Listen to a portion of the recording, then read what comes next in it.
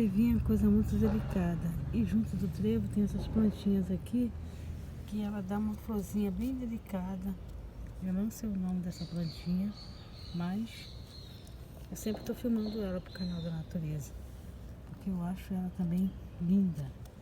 Como eu acho esse trevo aqui também, maravilhoso. Lindo, lindo. Viva a natureza. E viva Deus. E viva tudo que se move e respira. E tudo que é verde que Deus fez, a natureza. Feliz dia, né, gente? Tchau, tchau. Meu Deus. Muita folhinha em cima do trevinho. Tchau, tchau.